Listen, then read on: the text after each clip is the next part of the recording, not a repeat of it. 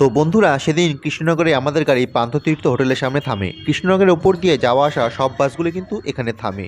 আর এখানে যাত্রীদের জন্য খাওয়া দাওয়া ও বাথরুমের সুব্যবস্থা রয়েছে। আর এই হোটেলে নেমে দেখি এখানে বিক্রি হচ্ছে বিভিন্ন মিষ্টান্ন, যার মধ্যে এখানকার বিখ্যাত সরপুরিয়া ও সরভাজাও ছিল। প্রথমে আমার ভাগনা দুটো রসমালাই নিলে সেটা টেস্ট করি, তারপর এখানকার বিখ্যাত সরভাজা এবং সরপুরিয়াও অর্ডার করে দিই।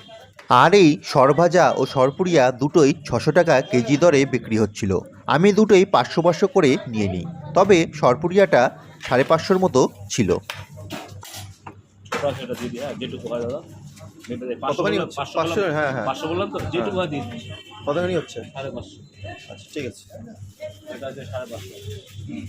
ঠিক আছে।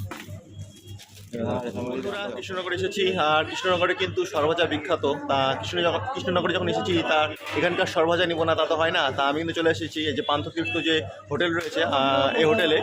আর এখান থেকে কিন্তু আমি সরভাজাটা নিয়ে নেব। আর এই সরভাজা ও সরপুরিয়ার স্বাদটা কিন্তু ছিল দারুণ। তো বন্ধুরা, তোমরা কারা কারা এই সরভাজা এবং সরপুরিয়া খেতে ভালোবাসো তা অবশ্যই কমেন্ট করে জানিও কিন্তু।